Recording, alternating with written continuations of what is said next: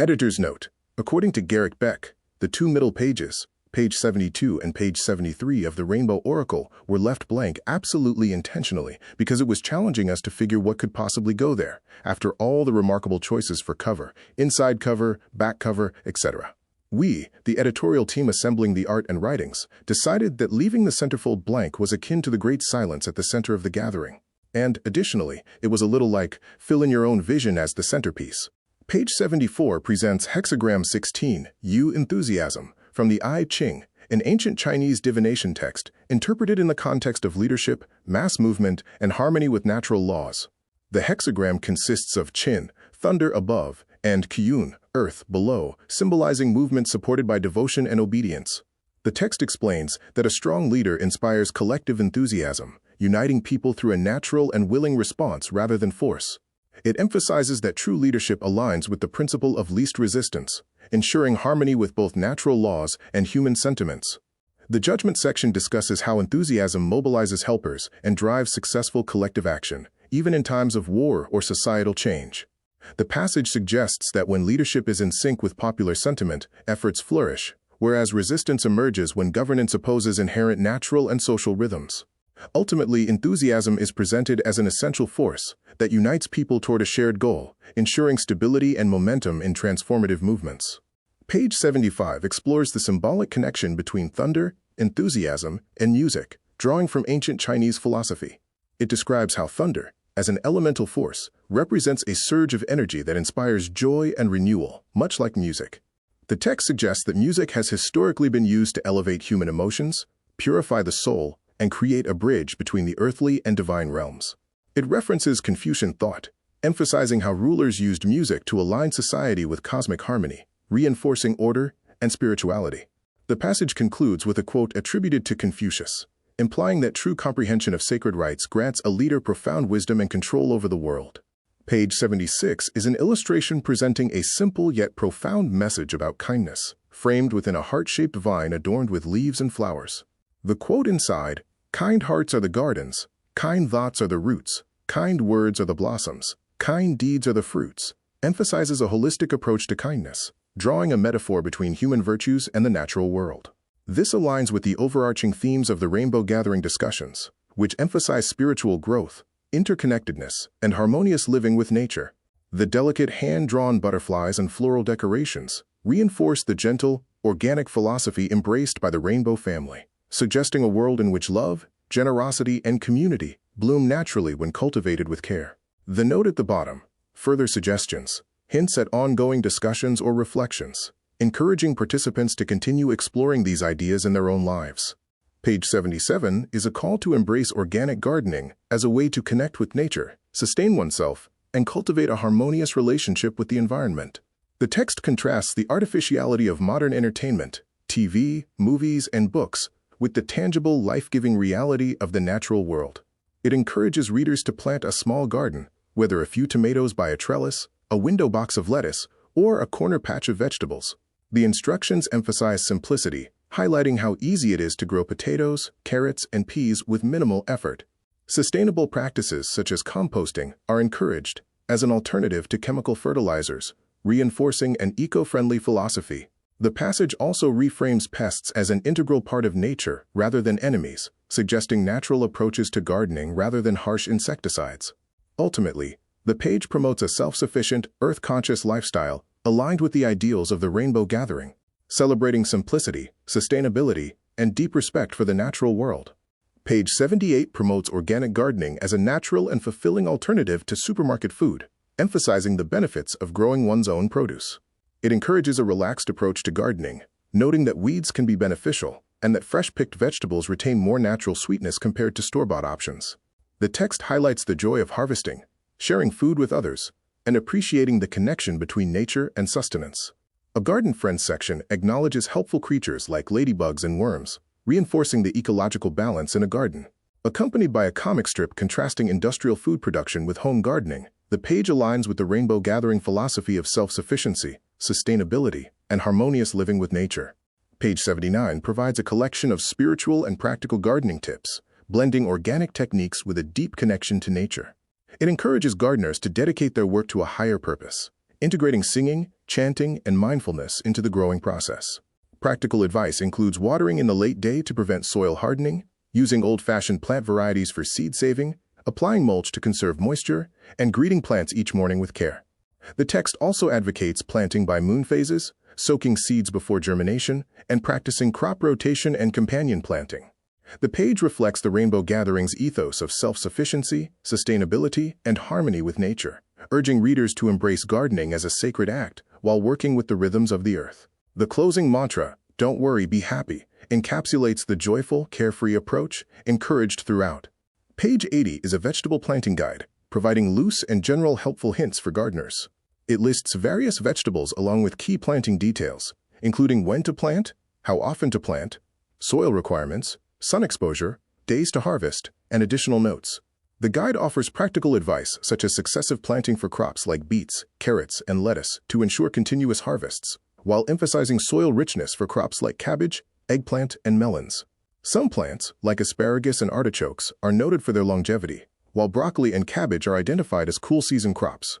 The chart also includes tips such as store for winter for beets, try different kinds for cucumbers, and use small sets for onions.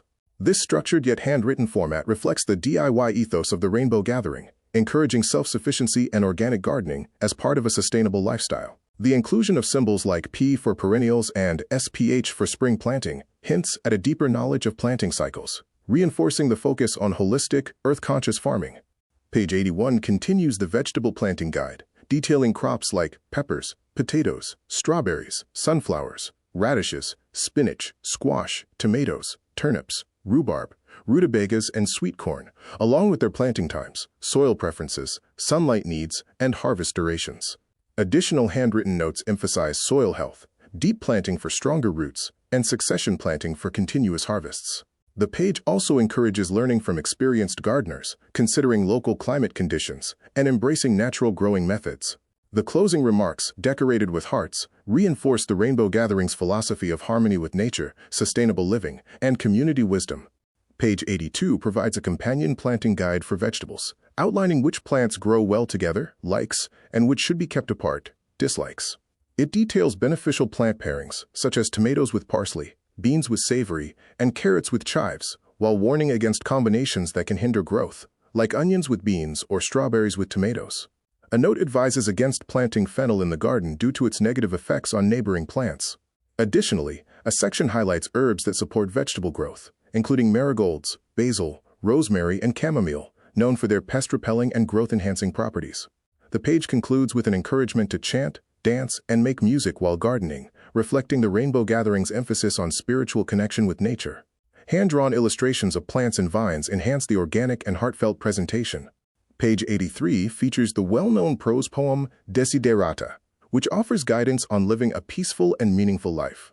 It advises maintaining calmness amid chaos, speaking truthfully yet kindly, and listening to others with patience and understanding. The text emphasizes avoiding aggressive individuals, not comparing oneself to others, and appreciating personal achievements. It encourages self-acceptance, resilience in hardship, and faith in the universe's unfolding plan. The passage also underscores the importance of kindness, love, and inner peace, ending with a reminder that, despite life's struggles, the world remains beautiful. A decorative border surrounds the text, and the page attributes the poem to an inscription found in St. Paul's Church, Baltimore, dated 1692, a common but erroneous attribution, as the poem was actually written by Max Ehrmann in 1927. Page 84 features a rewritten version of the Lord's Prayer, reimagined with an earth-based, feminine divine focus. Instead of addressing Our Father, the prayer begins with Our Mother which art upon earth, suggesting a spiritual connection to nature, the planet, and a nurturing divine presence. The text follows the traditional structure of the Lord's Prayer, but incorporates themes of environmental reverence, healing, and holistic well-being. The phrase "lead us not into sickness, but deliver us from all evil, for thine is the earth, the body, and the health," replaces the usual Christian eschatological focus, with an emphasis on physical and planetary health. Above the prayer, there is a decorative mandala-like illustration, reinforcing themes of sacred geometry, balance, and spiritual interconnectedness. The script is written in a medieval-style calligraphy, enhancing its sacred and poetic feel. The page number 84 is written at the bottom, suggesting this prayer is part of a larger collection of spiritual reflections or alternative religious texts. Page 85 explores childbirth as a profound and sacred experience, emphasizing the natural rhythms of pregnancy, birth, and life itself. It begins with poetic reflections on birth as an ever-present miracle and the interconnectedness of all life. The text then shifts into practical advice, advocating for a conscious and prepared approach to childbirth, particularly through Lamaze and other relaxation techniques. It highlights the importance of meditation, nutrition, and emotional support during pregnancy, encouraging partners and families to be actively involved in the birth process. While celebrating childbirth as a transformative and sometimes transcendent experience, the page also acknowledges the intensity and potential pain of labor, urging parents to prepare mentally and physically. The author suggests that home births, though spiritually meaningful, should be conducted with proper medical guidance. The section on Lamaze describes it as a method of muscle relaxation and controlled breathing, helping to shift focus away from pain and encourage a more engaged, harmonious birthing process. The text conveys a holistic view of childbirth, blending practical preparation with spiritual reverence for the act of bringing new life into the world. Page 86 presents the Lord's Prayer in an elegant, handwritten script, reinforcing its sacred and traditional significance within Christian spirituality. Above the text is a complex geometric illustration resembling a mandala or sacred symbol, suggesting a fusion of Christian devotion with broader mystical or universal spiritual themes. The prayer follows the traditional wording, emphasizing divine guidance, forgiveness, and protection from evil. The artistic presentation and symbolic imagery align with the Rainbow Gathering's holistic spiritual philosophy, blending elements of traditional faith with a broader vision of interconnectedness and universal harmony. Page 87 provides a detailed overview of the stages of labor, including early contractions, cervical dilation, transition, and birth expulsion. It highlights variations in childbirth experiences and advises expectant parents to be prepared for potential complications, such as emergency interventions. The Lamaze breathing technique is explained as a method for managing pain and maintaining control during labor, encouraging women to practice and involve their partners. Practical advice includes drinking herbal teas, using hot showers for pain relief, and keeping pillows for comfort. There is also a section on home birth, emphasizing the importance of sterile techniques and proper preparation with a homemade birth kit. The page concludes with a reverence for birth as a sacred and miraculous event, aligning with the naturalistic and holistic philosophy of the Rainbow Gathering. Page 88 features a whimsical and poetic illustration, blending nature, symbolism, and playful verse. The upper portion contains a hand-drawn landscape with an eagle soaring across a moonlit sky, accompanied by poetic reflections on the cyclical nature of life, how seeds are carried by wind or wing, signifying renewal and continuity. The lower section presents a playful, childlike rhyme about an elephant jumping so high that it reaches the sky and only returns on the 4th of July. The date references the Rainbow Gathering's alignment with Independence Day, reinforcing themes of freedom, rebirth, and cosmic harmony. The accompanying doodles, including a sparkler, candle, and a swirling star-like pattern, enhance the page's mystical and celebratory energy. The closing phrase, "Tra-la-li, Tra-la-la," evokes a sense of joyful, carefree spirit, tying into the Rainbow family's ethos of communal celebration and reverence for natural rhythms. Page 89 focuses on the natural act of breastfeeding, emphasizing its emotional, physical, and societal significance. The text describes breastfeeding as a bonding experience between mother and child, reinforcing health benefits and advocating for confidence in one's ability to nurse despite societal discouragement. It critiques the Western world's commercialization of infant care, which often promotes formula feeding over natural nursing. A passage encourages viewing children as sacred messengers, symbolizing a new beginning. Below, a quote by Louis Morningstar suggests that each newborn signifies God's enduring hope in humanity. The page includes a simple line drawing of a bird, reinforcing themes of nurturing and nature. The page's reflective and poetic tone aligns with the Rainbow Gathering's holistic philosophy, celebrating the sacredness of life and natural parenting. Page 90 reflects on death as a natural and integral part of life, encouraging a perspective free from fear. It suggests that to know how to die is to know how to live, emphasizing that each moment embodies both birth and death. The passage describes the soul's transition as a graceful shedding, akin to removing a raincoat when the sun emerges, and welcomes the spirit into the great sun heart, a symbolic return to the universal source. Accompanying the text is a yantra-like geometric design, reinforcing themes of spiritual continuity, cosmic connection, and the cyclical nature of existence, aligning with Rainbow Gathering ideals of unity and transcendence.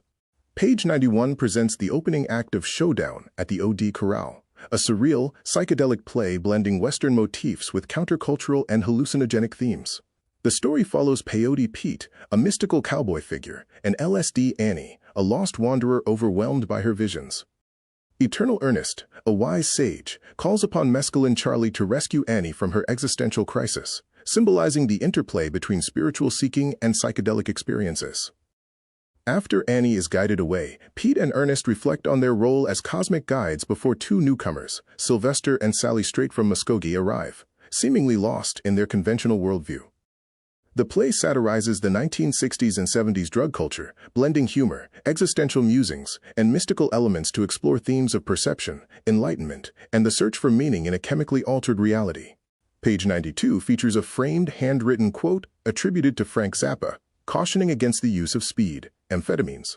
The quote warns that the drug will damage vital organs, heart, liver, kidneys, and mentally deteriorate the user.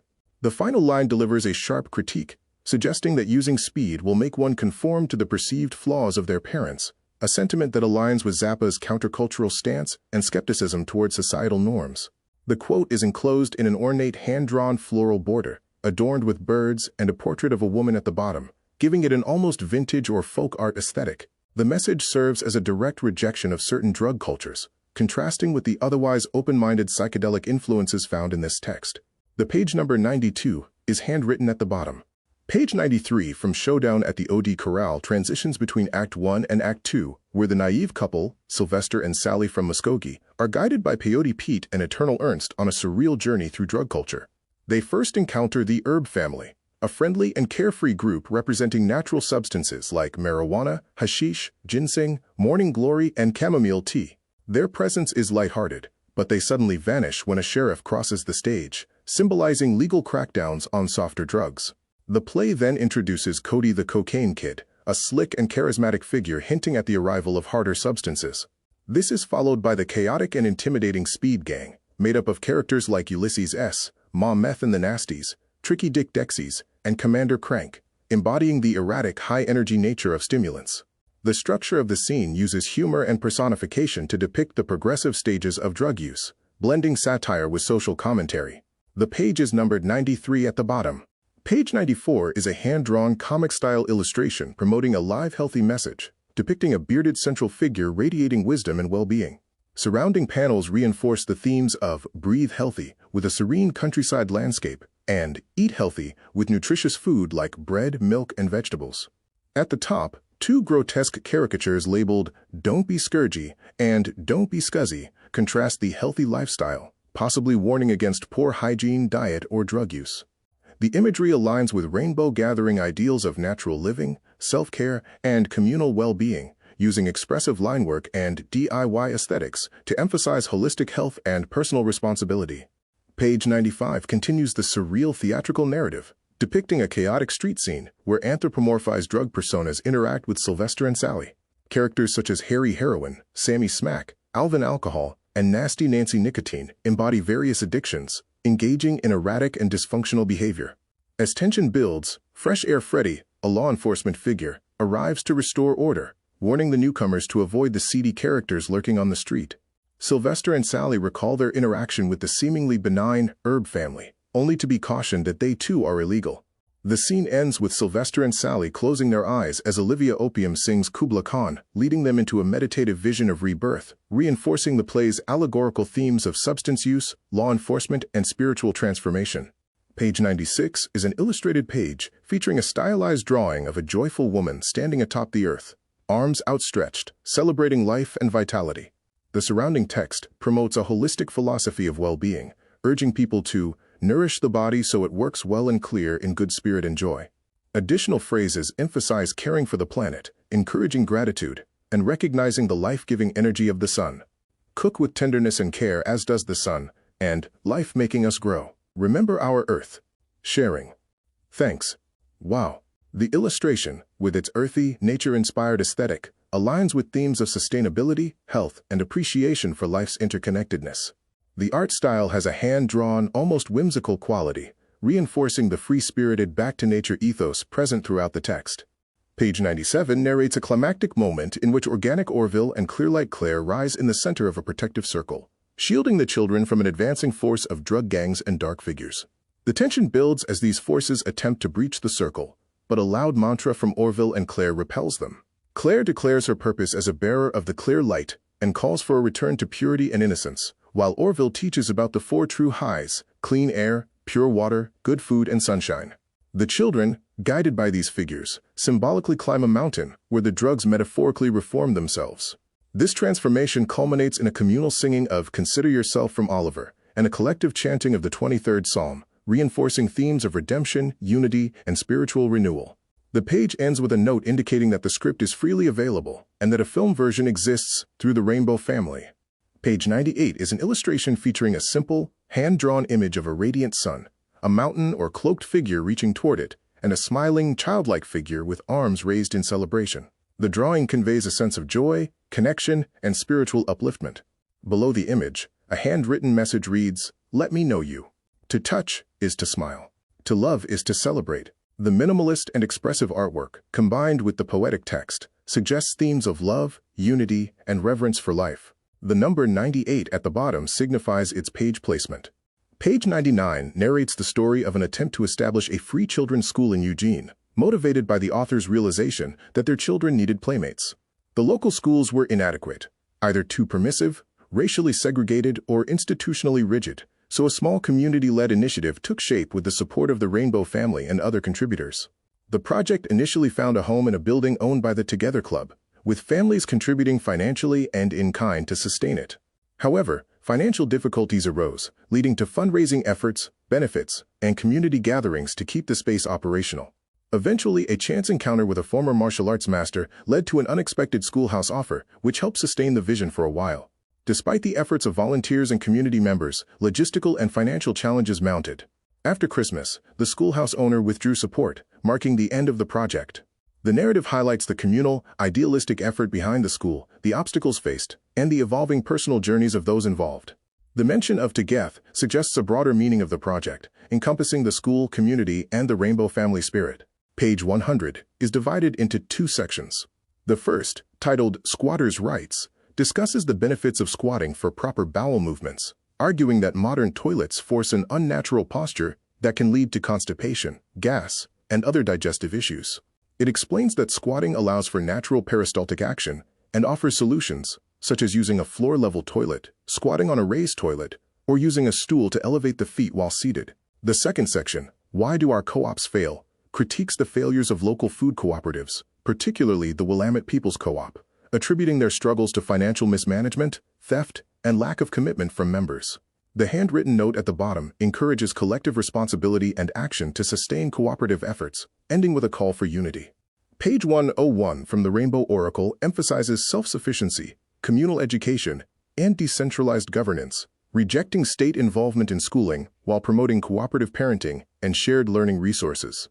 It critiques chauvinism, encourages self-awareness, and highlights reasons for community failures, such as ignorance, carelessness, apathy, and financial mismanagement. The text stresses the importance of self-education, responsibility, and fair trade, reinforcing the Rainbow family's vision of an interconnected, self-sustaining global community where members support each other through shared resources and collective decision-making. Page 102, the Women's Statement from the Rainbow Oracle emphasizes women's struggles for self-love, independence, trust, and fulfillment while rejecting societal pressures to conform to male-defined roles. It calls for mutual liberation, men from ambition and ego, and women from submission and insecurity, while advocating for equality, emotional authenticity, and a redefined approach to love and parenting. The statement urges men to engage fully in fatherhood beyond financial responsibility and rejects the exploitation of women as sex symbols. Affirming intelligence, strength, and creativity, it concludes with a commitment to persistence despite societal dismissal, reinforcing the Rainbow family's vision of spiritual and communal harmony. Page 103 is an address to men, urging them to abandon sarcasm, condescension, and oppressive expectations placed on women. It emphasizes that women's struggle for freedom is interconnected with men's, and calls for mutual growth toward true liberation. The text rejects societal standards that restrict women's autonomy and denounces the control exerted by male-dominated institutions such as doctors, lawyers, psychiatrists, advertisers, and authority figures. It asserts women's right to self-determination, learning, mutual support, and independence, rejecting dependence on men. The closing lines affirm personal identity, security, and unity, reinforcing the Rainbow family's ideals of love, equality, and shared humanity. The page concludes with a symbolic flower illustration, reinforcing the message of spiritual and communal harmony. Page 104 contains a Sioux prayer, attributed to Yellow Lark, and is beautifully handwritten with decorative nature-inspired illustrations. The prayer addresses the Great Spirit, acknowledging its presence in the wind and its life-giving breath. The speaker humbly seeks strength and wisdom, recognizing their own smallness and weakness. They ask for the ability to walk in beauty, to perceive the world's wonders with appreciation, to respect creation, and to hear divine guidance. The prayer emphasizes a desire for wisdom, understanding the hidden lessons in nature, and seeking strength, not for superiority over others, but to conquer personal struggles. It concludes with a request for readiness to face the end of life, with clean hands, clear vision, and a peaceful spirit. The page's artistic elements, including trees and flowing lines, reinforce a deep connection to nature and spirituality. Page 105, titled Shakti, discusses the goal of achieving harmony, freedom, and creative living for all people. It emphasizes that both men and women are engaged in the same struggle, and that true liberation comes from breaking free from societal roles, fear, and inferiority, rather than from men themselves. The text encourages women to embrace their strength, recognize their divinity, and support each other in personal and collective growth. It stresses that the liberation of women is a step toward the liberation of all, including men, who must also free themselves from societal expectations tied to dominance and power.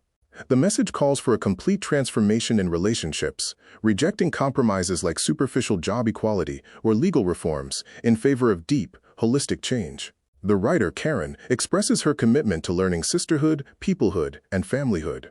The page concludes with a small drawing of a woman standing on a mountaintop, raising her fist, symbolizing empowerment and vision.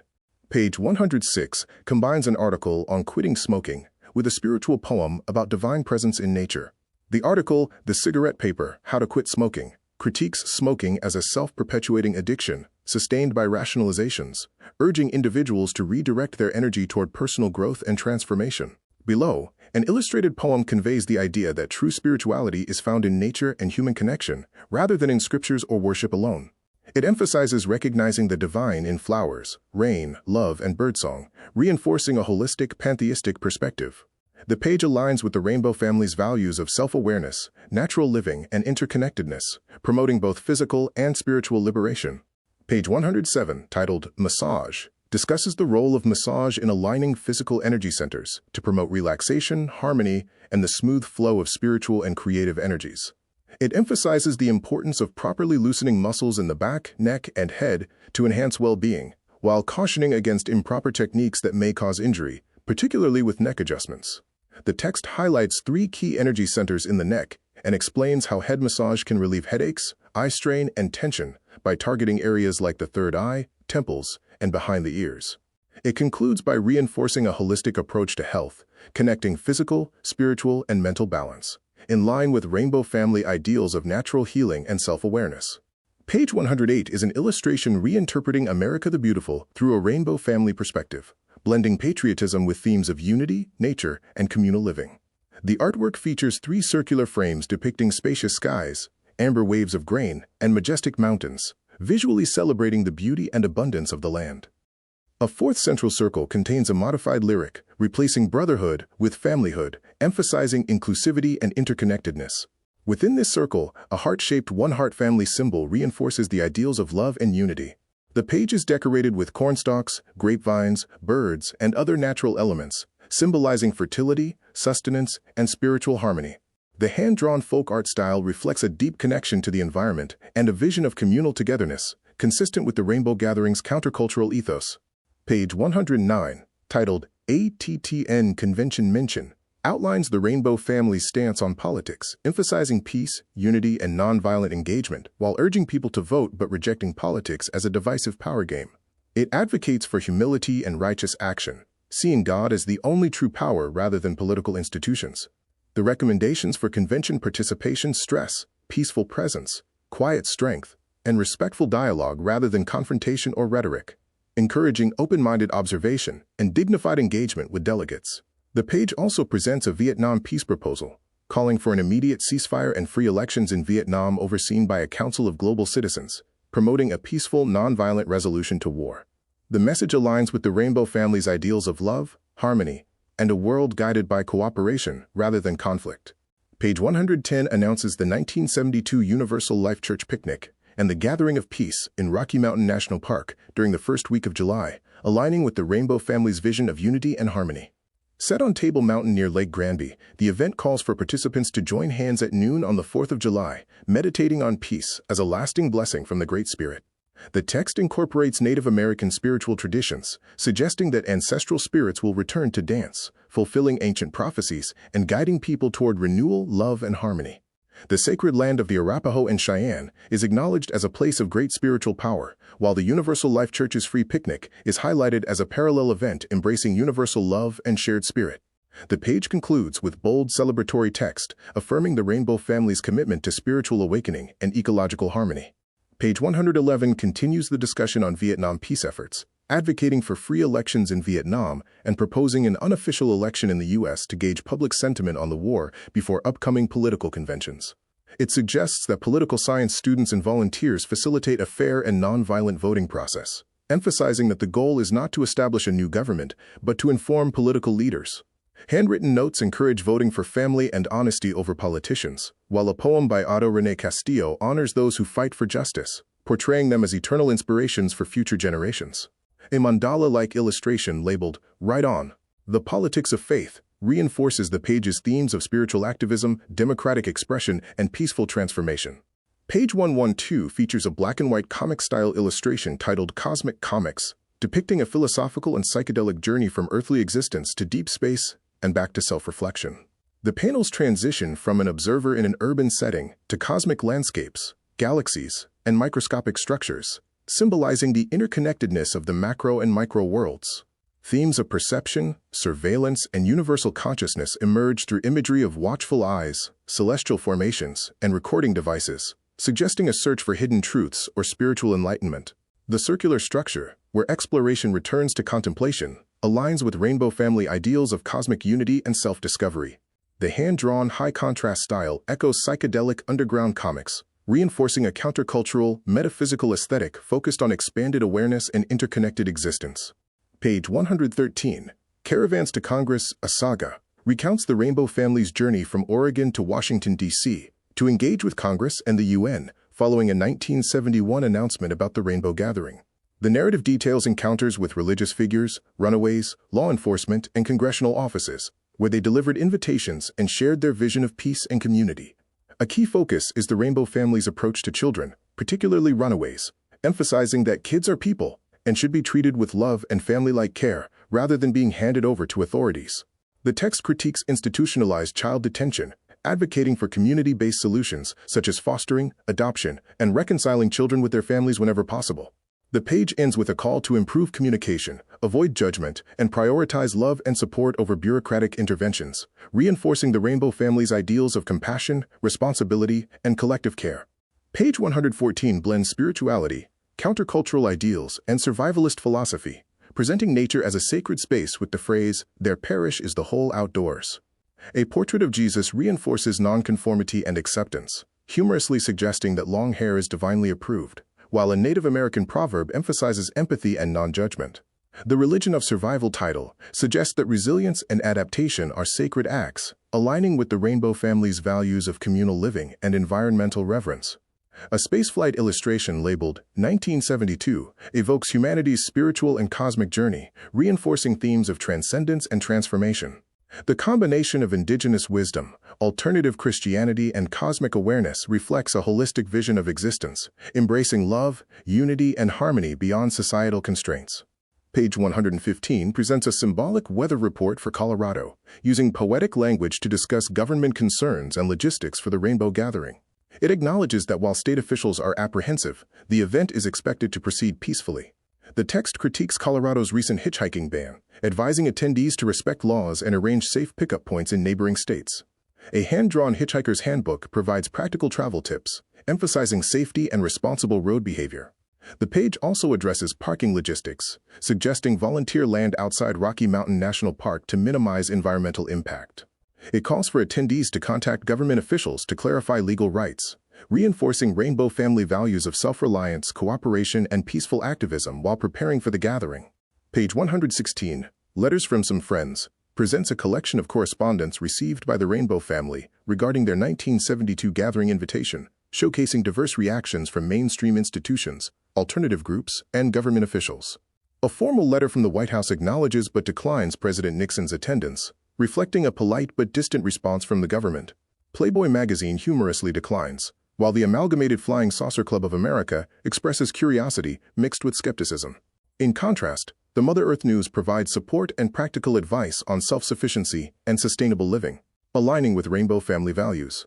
The arrangement of these letters illustrates the gathering's broad cultural impact, highlighting both mainstream dismissal and strong grassroots support, reinforcing the Rainbow family's role in counterculture and ecological activism.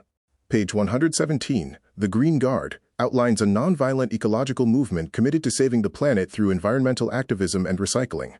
It positions the Green Guard as life warriors of the rainbow, urging people to clean up waste, repurpose materials, and transform dumps into recycling centers, while rejecting consumerism and societal laziness. A symbolic figure, Trash Pig, represents the need to consume and recycle waste responsibly. The page also advocates for prison reform, calling on spiritual leaders and social organizations to pause in solidarity on July 4th at noon to recognize systemic injustice. It concludes with a call for love, community, and personal responsibility, reinforcing the Rainbow family's belief that environmental care and human compassion are deeply interconnected. Page 118 is an illustration of a thunderbird or eagle in a northwest coast. Indigenous art style symbolizes spiritual power, environmental stewardship, and higher consciousness, aligning with the Rainbow family's reverence for indigenous wisdom and ecological responsibility. Representing protection, transformation, and unity, the image reinforces the ideals of the Green Guard, emphasizing harmonious living with nature and collective action for the planet's renewal. As a messenger between the physical and spiritual realms, the Thunderbird evokes the Rainbow family's call for expanded awareness, nonviolent change, and respect for ancestral knowledge, making it a powerful visual emblem of their mission for communal and ecological harmony. Page 119, Survival Proposals for a Peaceful World, outlines the Rainbow family's radical vision for systemic change, calling for U.S. military withdrawal from all foreign territories, the abolition of conscription, and the decentralization of law enforcement to community control. It demands the release of political prisoners, the legalization of natural medicines, and a transformation of the penal system into an educational model. The manifesto also promotes unrestricted global travel without permits, equal rights for all marginalized groups, and ecological restoration through the Green Guard.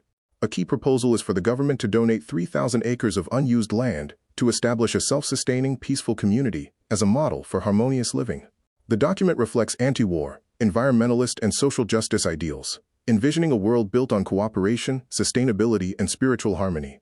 Page 120, The Hopi and Black Mesa, by Thomas Banyaka and Mina Lanza, condemns the environmental destruction and cultural exploitation of Hopi lands caused by strip mining and power plants.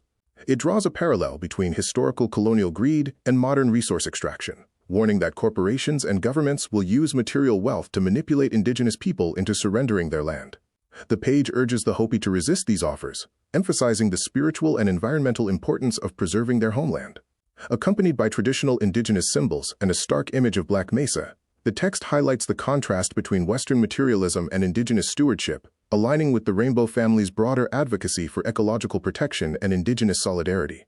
Page 121 continues the Hopi resistance against strip mining on Black Mesa, emphasizing their fight for sovereignty, environmental protection, and legal justice. It calls on Hopi leaders to unite and urges lawyers and investigators to expose the Bureau of Indian Affairs' complicity in illegal land deals. A statement by Mina Lanza, Kikmongwi of Old Oraibi, before a Senate subcommittee highlights government corruption, revealing that the Hopi Tribal Council leased land for coal mining without consulting traditional leaders. She condemns the U.S. government's conflict of interest, where agencies profit from mining while claiming to protect indigenous rights. Lanza stresses that the Hopi do not seek compensation, but simply want their land back, affirming that it was given to them by the supreme power, not the U.S. government. The page serves as a plea for legal support and public awareness, reinforcing the Hopi's determination to resist exploitation and protect their sacred land. Page 122 presents a mystical reflection on cosmic consciousness, featuring a sacred geometric illustration resembling a web, star map, or mandala, symbolizing interconnection and spiritual order. The text describes a solitary woman standing on a mesa under a vast, moonless sky, deeply connected to the earth and indigenous wisdom. She experiences a moment of emptiness and silence, contemplating a wordless question as she watches celestial movements described as horsemen of the Milky Way galloping across the sky. In the stillness, a spark of insight emerges in her mind, signifying a moment of awakening or cosmic revelation. This passage blends indigenous spirituality, nature, and the infinite mystery of existence, reinforcing the rainbow family's themes of unity, meditation, and cosmic awareness. Page 123 continues the visionary journey of a woman on the mesa, describing a mystical transformation where a spark grows into a vast cosmic fire, birthing fiery horsemen and a rainbow arc of stars that fill the emptiness with multicolored light. The imagery reflects creation, spiritual awakening, and cosmic order, culminating in a moment where she opens her eyes to the warmth of the sun and the earth beneath her feet, signifying her return to the physical world after a profound revelation. The text concludes by stating that this story was told around a campfire at the foot of the mesa, where the presence of Spider-Woman, a key figure in Hopi mythology, was felt. The inclusion of sacred geometric symbols and poetic rhythmic language suggests that the story is meant to be recited as an oral tradition, reinforcing themes of cosmic unity, indigenous spirituality, and transformation, all central to rainbow family ideals of harmony and wisdom. Page 124 features a bold, ornate statement. "We have met the energy, and it is us," written in a medieval-style illuminated script, emphasizing self-awareness, unity, and collective empowerment. The phrase reinterprets the well-known anti-war quote, shifting the focus from confrontation to spiritual realization. In the context of the rainbow family's ideals of cosmic consciousness, environmental activism, and indigenous wisdom, this statement asserts that the energy of transformation, peace, and change is not external, but exists within the people themselves. The decorative lettering reinforces the sacred nature of this realization, positioning it as a profound truth, guiding the movement's philosophy of harmony, enlightenment, and self-actualization. Page 125 presents a retelling of a passage from the Bhagavad Gita, comparing Arjuna to Percival from Western mythology. It describes Arjuna standing on the battlefield, torn between his duty as a warrior and the sorrow of fighting his own family. His inner turmoil is resolved when Krishna reveals the eternal nature of the self, teaching him that life and death are illusions and that the spirit is indestructible. Krishna instructs Arjuna on the principles of balance, self-awareness, and the necessity of fulfilling one's duty without attachment to outcomes. The passage culminates in a mystical vision where Krishna expands Arjuna's consciousness, showing him the fundamental harmony of the universe, leading to enlightenment and acceptance. The narrative blends Hindu philosophy with psychedelic imagery, aligning with the broader themes of spiritual awakening and transcendence present throughout the text. Page 126 presents a minimalist yet profound visual and textual message. The central image is a mandala-like geometric design, which symbolizes unity, wholeness, and the interconnected nature of existence. Below it, the text reads, "Observe the mandala of your body." This statement encourages introspection, mindfulness, and an awareness of the body's sacred geometry, likely suggesting that the body itself is a microcosm of the universe, mirroring the cosmic order found in mandalas. In the broader context of the previous discussions on spirituality, enlightenment, and self-awareness, this page serves as a meditation on the relationship between the physical and the metaphysical. The invitation to observe suggests a practice of self-study, contemplation, and an acknowledgement of the divine structure within oneself. This aligns with the overarching themes in the text: balance, self-realization, and spiritual awakening, reinforcing the idea that the body, like the universe, holds deep wisdom and sacred patterns waiting to be understood. Page 127 presents a spiritual reflection inspired by the Bhagavad Gita, followed by a poetic vision of divine rebirth. The first section captures a dialogue between Arjuna and Krishna, where Krishna reveals that Arjuna's perception of divinity is actually a reflection of his own true self. Krishna explains that both meditation and righteous action are paths to spiritual fulfillment, but those who dedicate their deeds to divine service are especially beloved. The second section shifts to a poetic meditation, describing a cosmic moment where a prince experiences a vision of a woman dancing atop a great wave, leading to the realization that a holy being is being reborn on earth. The passage blends Hindu philosophy with mystical imagery, emphasizing self-realization, divine presence, and spiritual renewal. Page 128, titled The Magic Horse, features a whimsical fairy tale illustrated with simple line drawings. It tells the story of a princess who finds a lost magic wand and uses it to create a magical horse named Pegasus. Together, they fly past the clouds and over the ocean, arriving in the land of Telmore, where a magician resides. However, the magician seems to pull them into a swirling vortex of chimney smoke, adding an element of mystery and suspense. The illustrations and minimal text evoke a sense of wonder and transformation, aligning with the broader themes of magic, adventure, and cosmic exploration found throughout the text. Page 129 continues the story of the magic horse, with an illustration depicting a resolution between the magician and the princess. The magician, standing in a pool of liquid, demands the return of his wand, but allows the princess to keep the magical horse. The princess is shown riding the winged horse, flying toward the horizon, with the text, "She did," confirming her decision to comply. The scene is drawn in a minimalist, dreamlike style, featuring a crescent moon, a volcano, and a sunrise, reinforcing themes of transformation, balance, and new beginnings. The story seems to highlight the importance of fair exchange, letting go, and the ability to move forward with newfound gifts while respecting original sources of power. Page 130, titled Spiritual Massage, offers a reflective and deeply spiritual message about faith, perseverance, and unity. It calls on individuals to hold on through difficult times, regardless of their beliefs, and emphasizes the responsibility of spreading love and understanding as part of a divine purpose. The text discusses the eternal battle between good and evil, urging people to care for the world, embrace faith, and recognize a greater spiritual plan. It references religious figures such as Abraham, Jesus, and Martin Luther King Jr., promoting peace, truth, and transformation. The passage encourages people to unite in harmony, reject fear, and open their hearts to divine wisdom. The final section speaks of the coming of a spiritual renewal, likened to the New Jerusalem, and calls for meditation on love and faith in a higher power, whether named Jehovah, Allah, Krishna, or Jesus. The overall message is one of hope, unity, and working together in love. Page 131, titled The Story of Jesus, presents a reflective narrative on Jesus as a figure misunderstood by the powerful, yet embraced by common people. The text critiques how his teachings have been distorted over time and emphasizes his use of parables to convey wisdom. The second part of the page describes a meditative experience in nature, where the narrator questions why people focus on sin and division. A divine response suggests that sin is a human construct, urging the narrator to persist in spreading love and understanding. The page ultimately reinforces themes of unity, spiritual perseverance, and the rejection of materialism and societal divisions. Page 132 combines poetry and illustration to reflect on the state of the world in 1970, addressing themes of violence, oppression, and spiritual transformation. The poem laments forced violence, despair among pacifists, and the destructive vibrations of civilization, yet shifts toward hope and renewal. It expresses a collective desire to replace violence with holiness, elevate people with joy, and clothe the wretched with love. The accompanying illustration features a house on a hill with a rainbow extending toward a radiant sun, symbolizing spiritual enlightenment and societal transformation.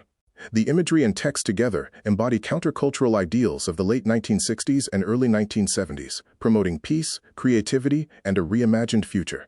Page 133 is visually distinctive, filled with dense, handwritten words arranged in a pattern that creates a wave-like or organic flow rather than structured paragraphs.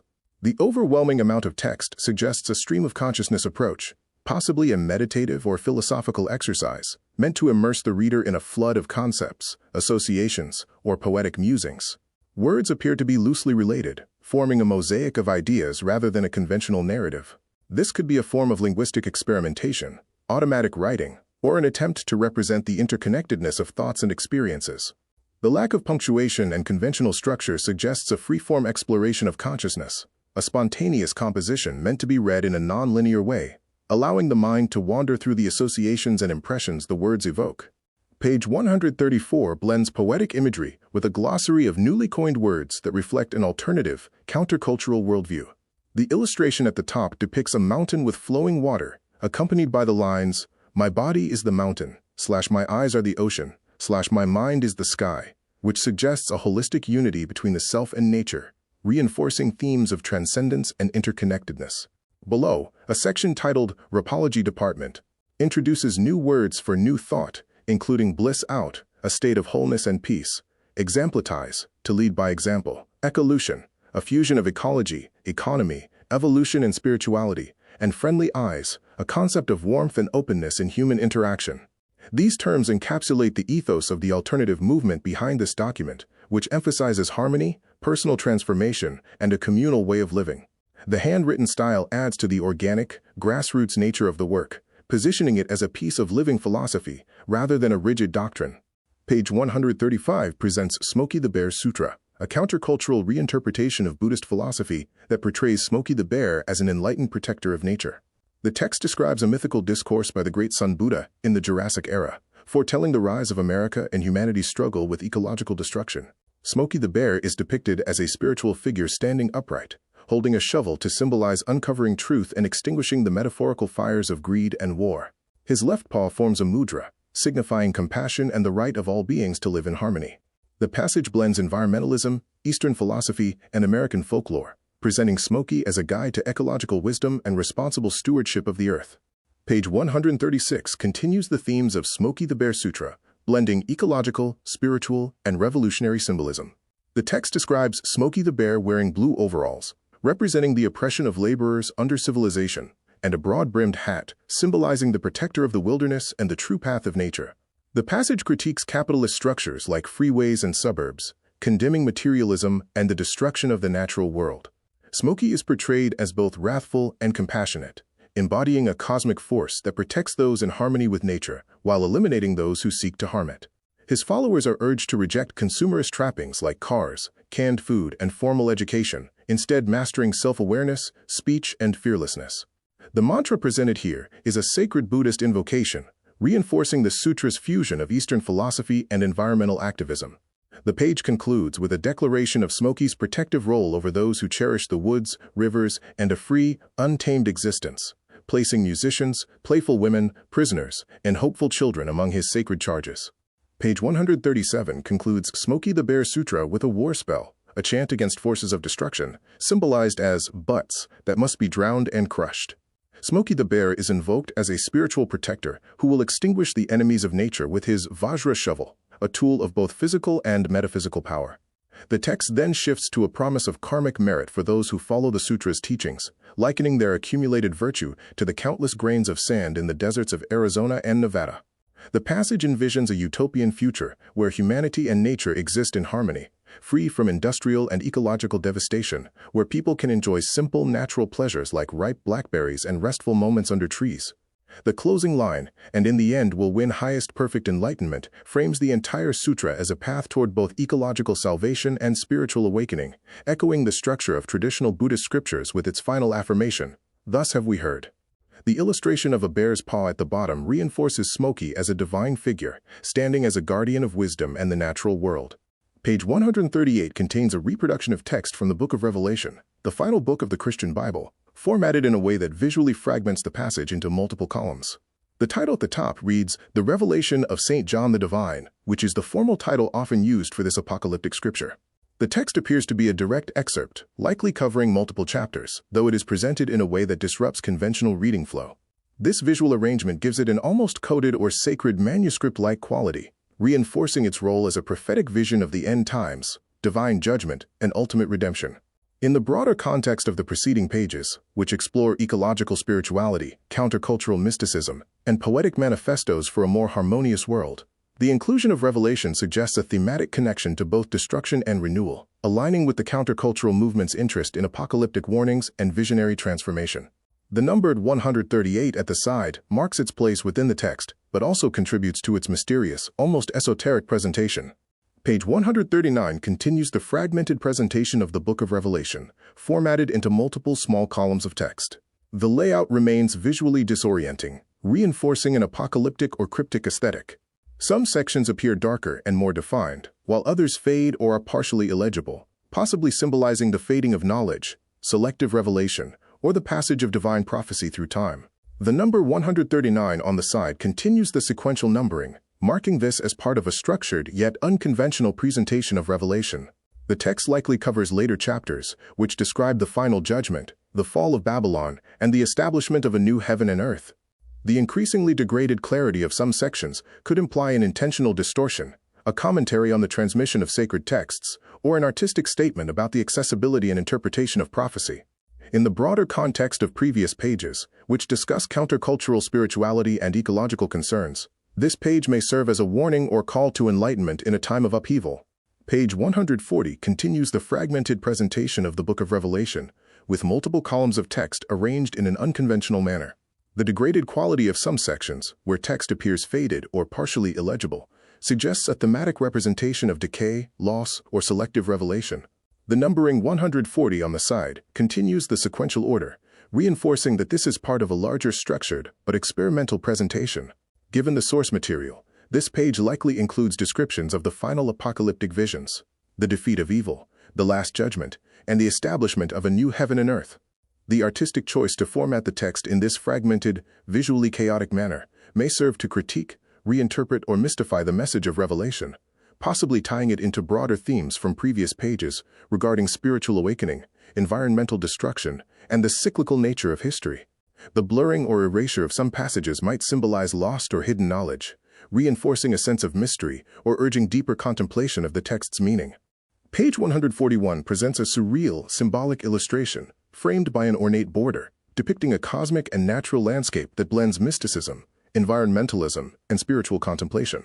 A vast ocean with a mandala-like design, a distant tree or structure radiating concentric circles, and a rocky cliff with a flowing waterfall create an ethereal scene. A figure sits on a rock playing an instrument, evoking harmony with nature. A small inset panel asks, "Where are you?" An existential invitation for introspection. Below, a list of cultural and intellectual figures, including Buckminster Fuller, Margaret Mead, Ralph Nader, J.R.R. Tolkien, and C.S. Lewis, acknowledges their influence on the movement or philosophy behind the work. The phrase, "love you," reinforces themes of universal love and interconnectedness, making the page a tribute to visionaries and a call for spiritual and environmental unity. Page 142 presents the Chinese character Tie, Dao, which means the way in Taoism, a fundamental concept representing the natural flow of existence, truth, and harmony. The annotations break down the character with, "This is a man," pointing to the radical at the top, "keeping his eyes," referring to the left-hand stroke resembling movement or direction, and "on the way," indicating the path-like bottom structure. The word Tao is written in English at the bottom, reinforcing the philosophical theme. In the broader context of this discussion, this page acts as a summation or guiding principle for the preceding spiritual, ecological, and existential reflections. It aligns with themes of interconnectedness, awareness, and walking a conscious path, ideas that have been explored throughout the text. The simplicity of the presentation, combined with the handwritten explanations, suggests an invitation to personal introspection and engagement with the idea of living in accordance with the natural order of the universe. Page 143, titled Quotations from the General Tao, compiles philosophical, poetic, and cultural reflections from various sources, blending Eastern thought, countercultural ideals, and revolutionary perspectives. Themes of interconnectedness, love, and non-attachment emerge in quotes rejecting rigid structures, such as, "We have no home. We live everywhere as well as we can." References to the Tibetan Book of the Dead, the Beatles, Ken Kesey, Bob Dylan, and Che Guevara highlight a synthesis of mysticism, music, and activism. The page underscores the idea that existence is fluid, love is central, and fear should be transcended, closing with a proverb affirming moral clarity, "The way of the righteous is made plain." Page 144, titled Let It Grow, presents a poetic and prophetic vision of renewal, unity, and spiritual resurgence. The text references an indigenous prophecy foretelling the suppression of a people's spirit by colonial forces, only for it to be reborn in time. The spirit is metaphorically compared to rain, returning to nourish a parched land, symbolizing cultural and spiritual revitalization. The passage urges the reader to seek a great vision, one so vast that all people can find refuge within it, ultimately leading to global unity. The rainbow is used as a sign of universal connection, harmony, and the coming together of diverse peoples into one human family. The accompanying illustration appears to be a stylized depiction of a spiritual figure, possibly influenced by Native American or indigenous iconography, reinforcing the themes of vision, tradition, and collective enlightenment. The text encourages embracing this vision and becoming a warrior of the rainbow, a phrase often associated with environmental and spiritual movements. The back cover is an early announcement of the first Rainbow Gathering, a countercultural event centered on peace, spirituality, and communal living. Dated for July 1, 1972, near Aspen, Colorado, it invites people from all races, nations, religions, and backgrounds to join in a gathering for world peace and harmony. The language reflects a utopian, inclusive philosophy, emphasizing love, respect, and faith, while notably excluding political agendas. The event is planned as a multi-day celebration, culminating on July 4th with a meditative silence for reflection and gratitude. The text, written in a handcrafted style, suggests grassroots organization and an emphasis on collective spiritual growth. The document bears the emblem of the Rainbow Family of Living Light, reinforcing the group's identity and vision for a peaceful, evolved humanity.